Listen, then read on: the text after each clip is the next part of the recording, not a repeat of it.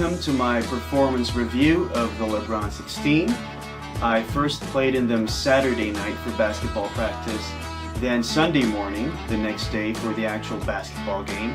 So I guess you could say that I've played in them on two legit occasions.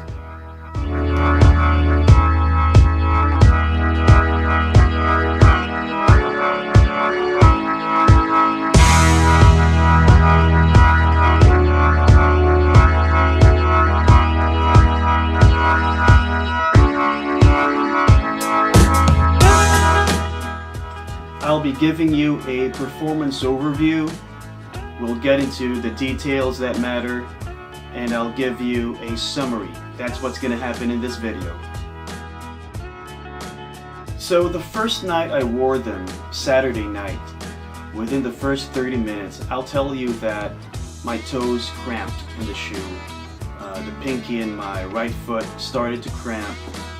But it happened only once. I continued playing, I shook it off, no big deal.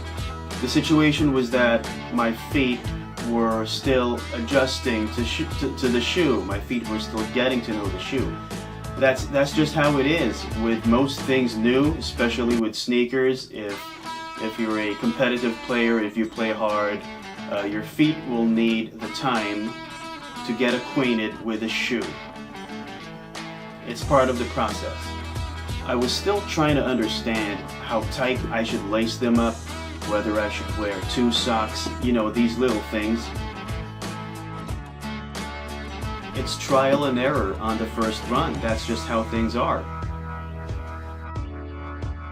Let me define to you what a good sneaker is to me personally, because sneakers are personal and everybody has their preferences. The most important thing to me, if there's only one thing, it has to be containment. It has to do with fit, it has to do with foot slippage inside the shoe, it has to do with toe and ankle clearance, it has to do with the lacing system. Lacing is very important. Do the laces dig into your instep? That kind of stuff. Containment is number one.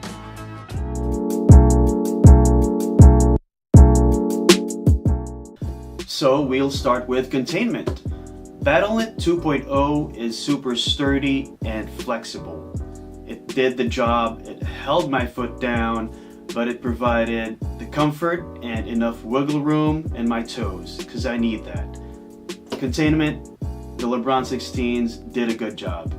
The tongue isn't a traditional tongue, and this is more of an overlay that serves two purposes. Number one, for convenient foot entry, you have a lot of flexibility on this part.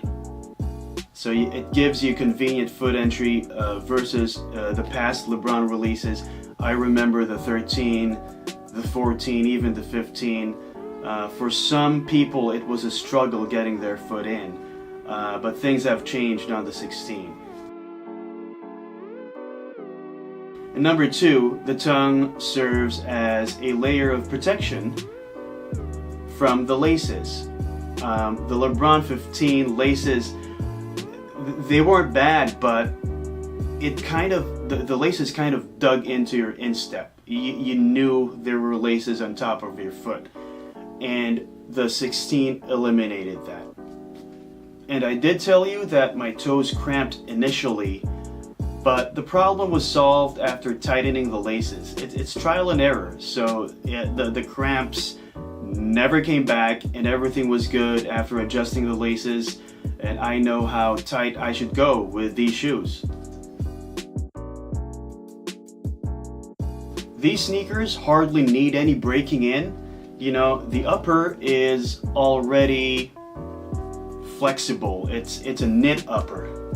And the bottoms, the outsoles, they're already segmented.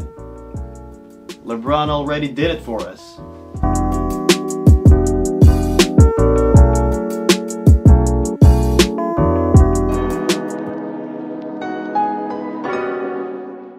We now go to cushioning.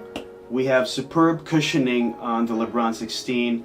As you know, this utilizes the max zoom cushioning system, very similar to the Lebron 15. The only difference is that These have a lower profile, and it strikes a great balance between cushioning and ground feel.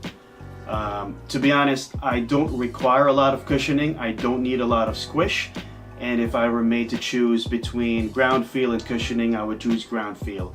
But these are perfect. I'd say these are perfect because these are very well balanced.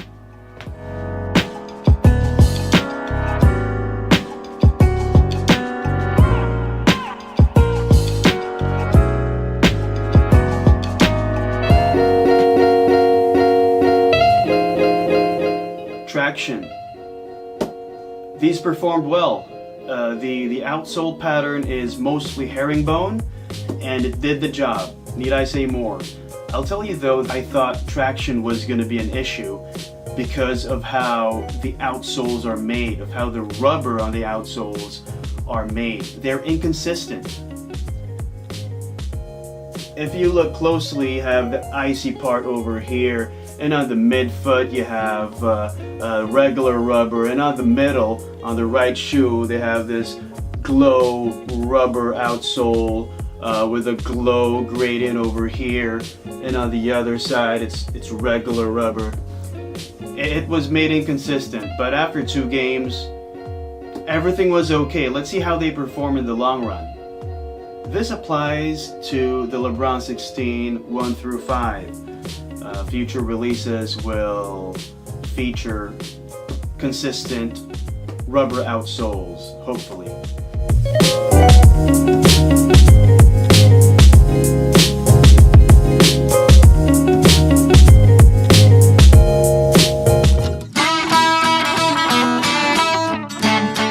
This shoe makes the grade on paper and on performance so far, 2 games in, and I'm loving it. But before you take my words as gospel, let me remind you that no 2 feet are the same. What factors come into play here? You have level of athleticism, stride, style of play, biomechanics, vitals. They are all factors in how well you perform in a shoe, or how a shoe performs with you. Sneakers are very personal. I'm the type of guy who can adapt to most shoes. If you've seen my other videos, you'll know that I play in retro Jordans, and they're not the most comfortable out there, but I do play them and I like them. You'll know that old Jordans don't have the best cushioning compared to today's tech. In the case of the 16 and every other new shoe, actually, it's not a matter of breaking in the shoe. I hardly ever require that. It's mostly a matter of my feet getting accustomed to the new shoe. I'm not sure if that makes sense to you, but a few NBA players come to mind when it comes to adaptability. I find myself as having the same adaptability as Lance Stevenson or PJ Tucker, who play in different shoes in almost every game that they play. Simply because their feet and their style of play can handle that. I think I'm the same way, and you might be the same way as well. I'll be logging many more miles, many more games in these bad boys. It's my primary playing shoe for now. If you have comments, if you have suggestions, if you want to share your experience with your Lebron 16s, do so. Please comment. Thanks for watching. If you like the video, show me some love and give me a sub. Until next time.